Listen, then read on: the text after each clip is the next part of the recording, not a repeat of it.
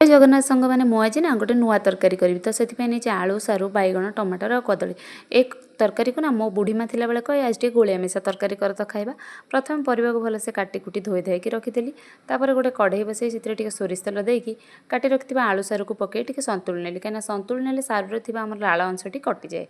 तो ये परिवाटा देखो एमती आम संतुली ना परिवाटा आम संतुली हो गलानी। एबे चाहिए ये पानी दे पारे मुझे कितु कौन कली ना कदली पकईदेली कदली पकई सारापर ये गोटे मसला देवा पड़ो से मसलार मुझे बाटिकी जीरा सोरिष रसुण आ कंचा लंका बाटी आप चाहिए सुखिला लंका बाटी पारे। ये बटा मसलाटा को आउ टे संतुली ना तापर आम ए पानी देदेबा पानी देके आवश्यक अनुसार लुण हल्दी पकई ना लुण हल्दी पकई एमती मिसई सारापर किस समय घोड़े देवा कहीं आम तरकारीटा भी सीझब।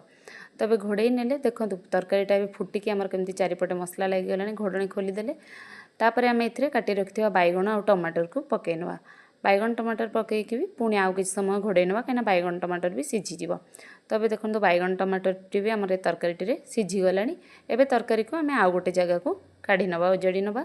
एबे आम तरकारी छुंक देवाई ये मुझे रखी पंचफुटण गोटे सुखिला लंका कटा पियाज गोटा धनिया पत्र पुणी कढ़ई बसैकी से सोरिष तेल नवा सोरिष तेल आम ए सुखिला लंका और पंचफुटण को पकईदेवा फुटण फुटला से पियाज पकई भाजी नवा पियाज भाजी गला आम रखि तरकारी को ये उजाड़ी देवा। तब आम तरकारी छुंक दिगला ये रखि धनिया पत्र को पकई नवा। तो ये आम तरकारी संपूर्ण भाव में प्रस्तुत होगा।